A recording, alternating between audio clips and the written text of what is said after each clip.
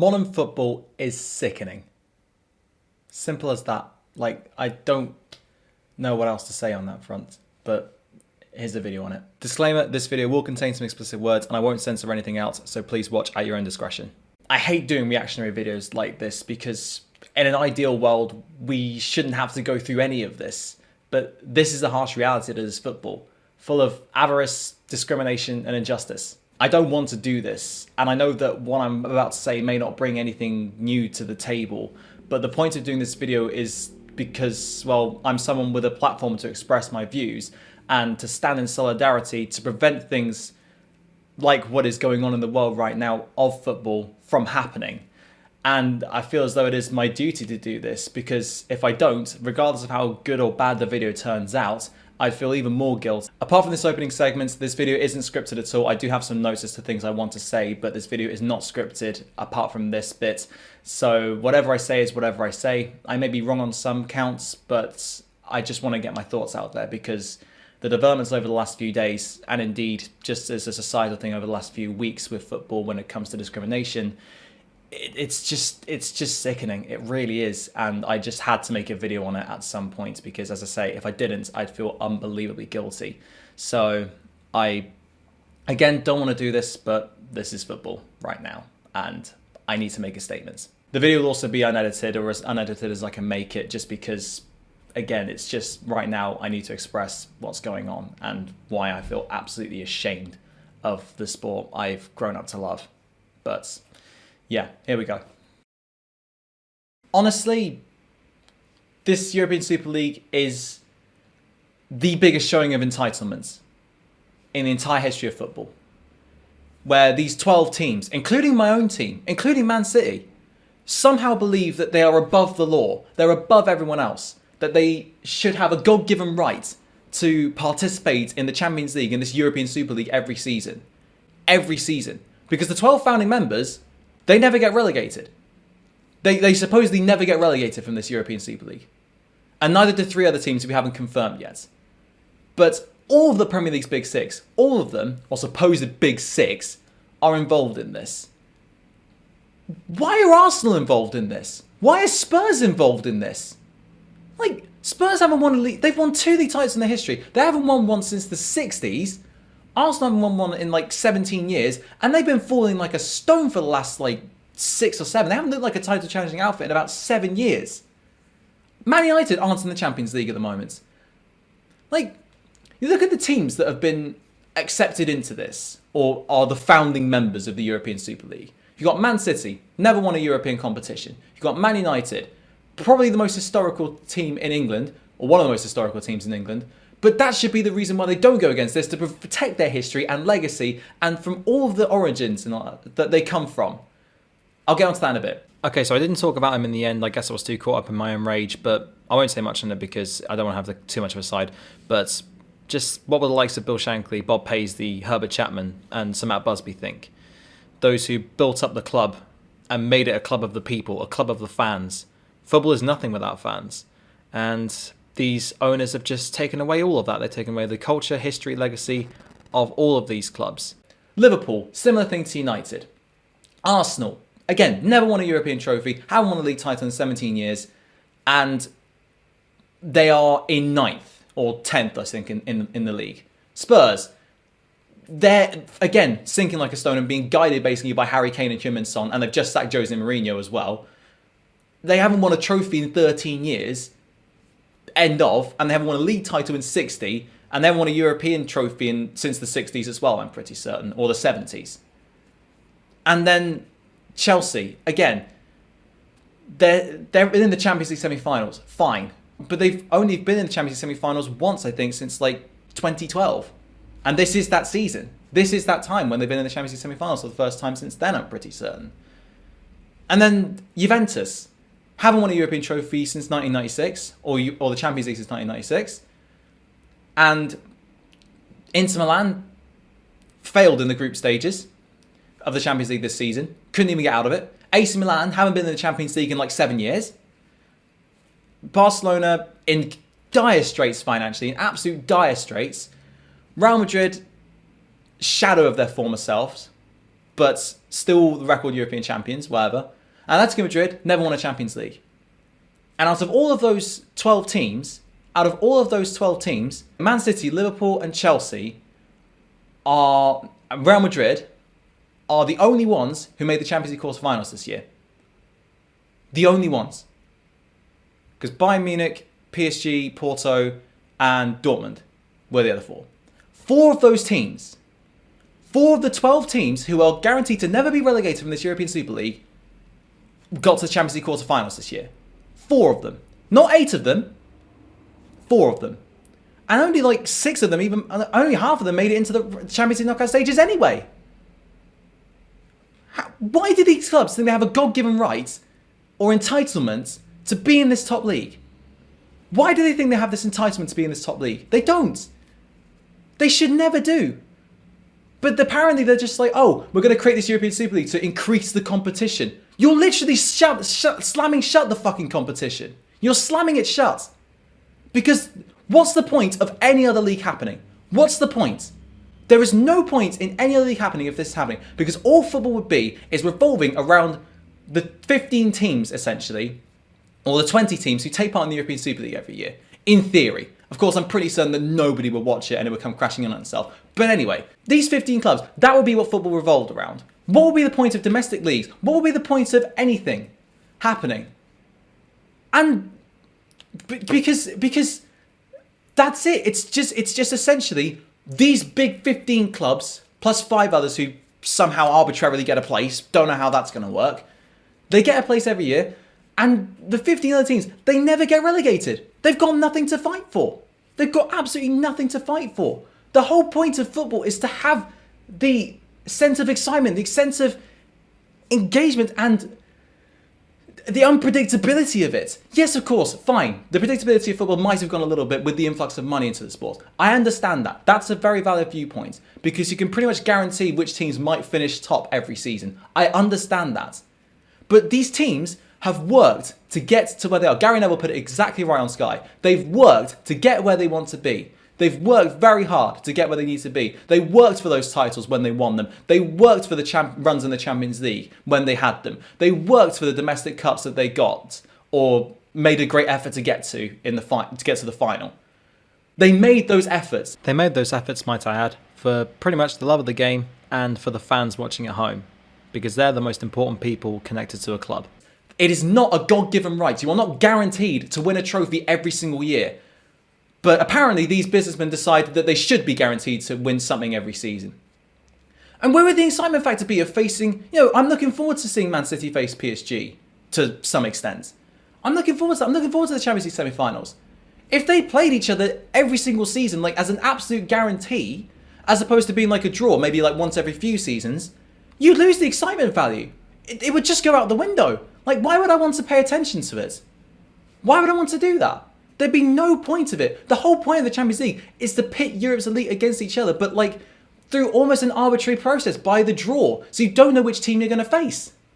But all of a sudden with this European Super League, it's like you're guaranteed to face them all.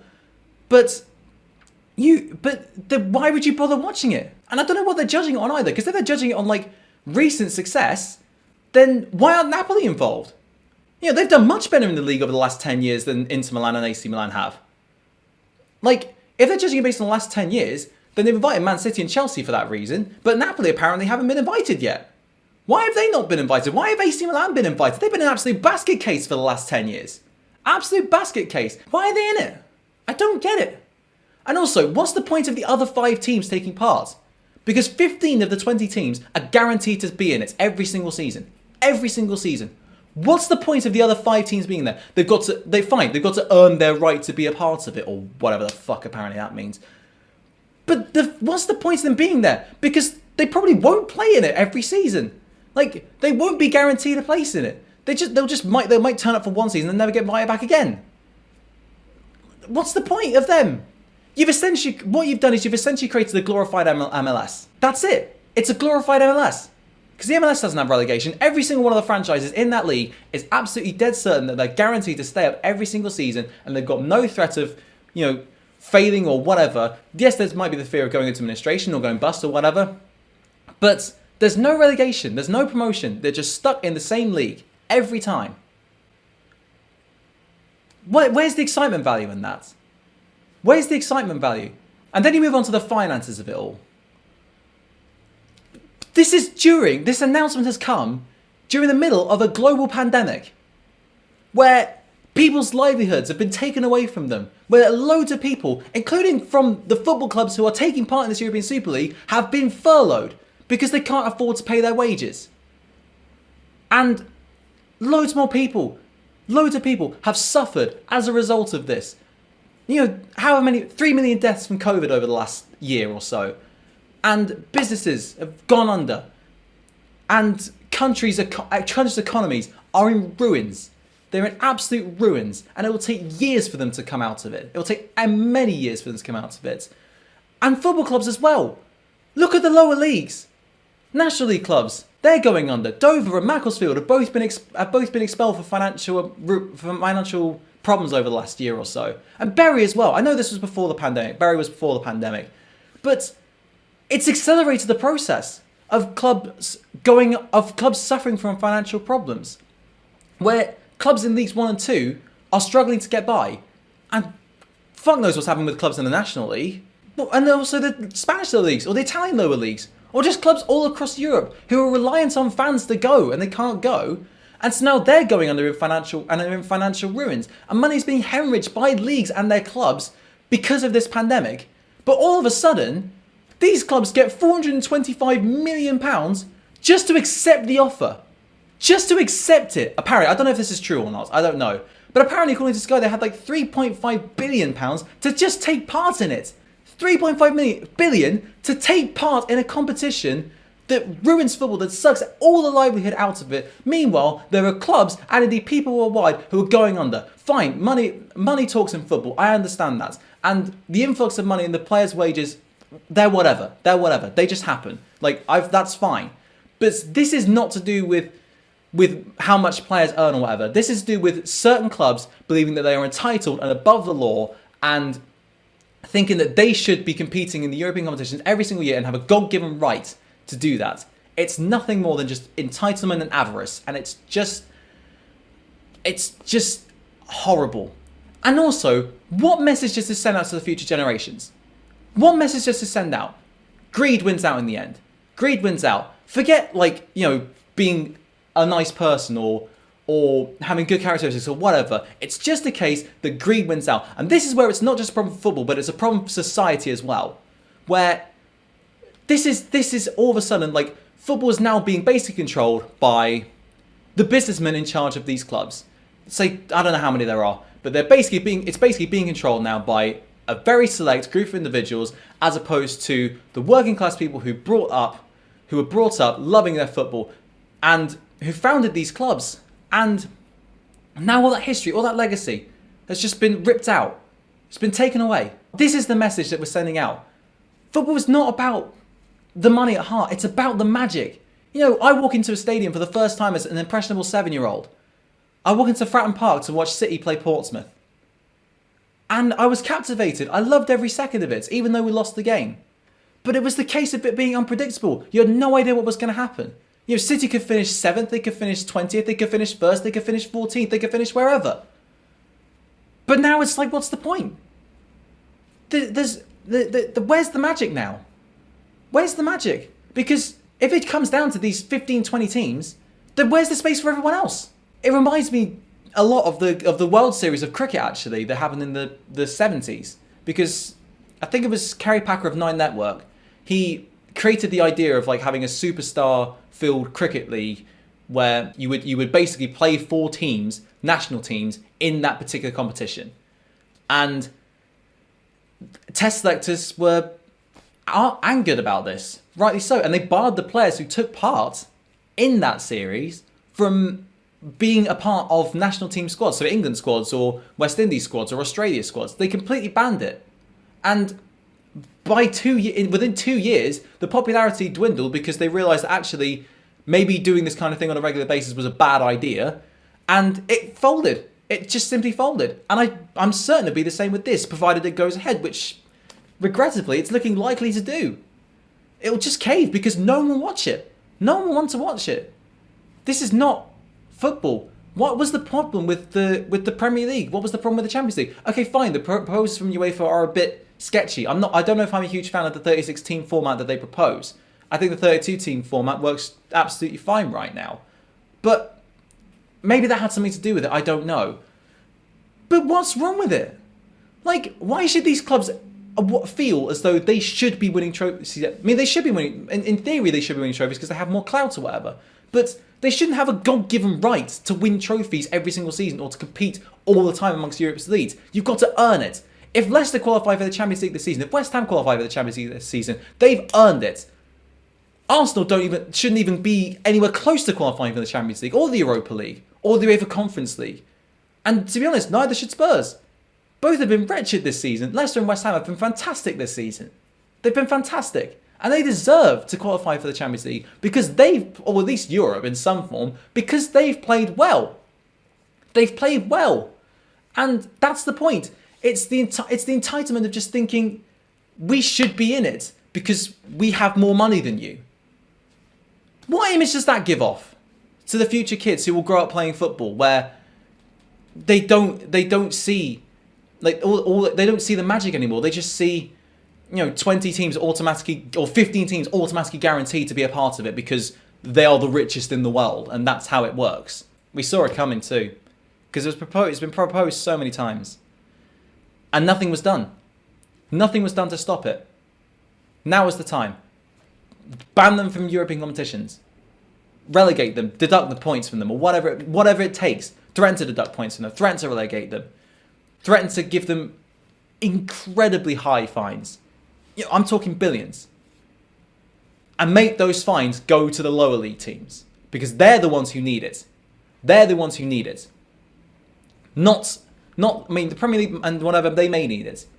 But give them to the lower league teams, because they are the ones who need it the most. If you're going to give it, or need the local community, or charities, or whatever it might be, make them pay for it and give back to the public instead of just giving to whatever it might be. And make it immediate.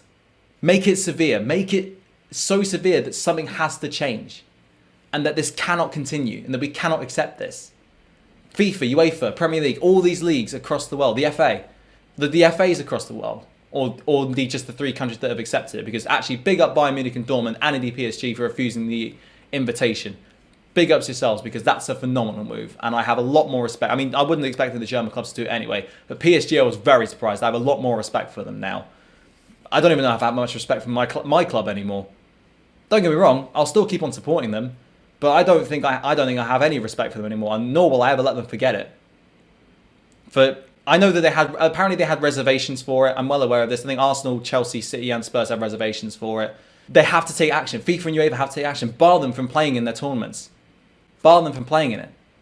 And when this UEFA Super League or European Super League completely fails, don't allow them to go back into the Premier League.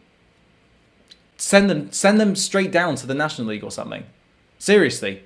Like, they've got to work. They've got to work their way to the top. And that will give them the sense of earning the right, instead of just winning the jackpot and all of a sudden getting this mega rich owner. Like in the case of Chelsea and City, they just won the jackpot and got a mega rich owner. Just do something. Maybe I'll send the clubs down, I don't know. But deduct points from them, fine them immense amounts of money.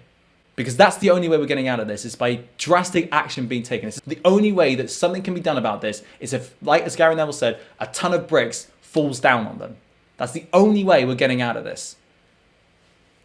And the only way, really, to keep the entertainment factor, the excitement factor about football alive.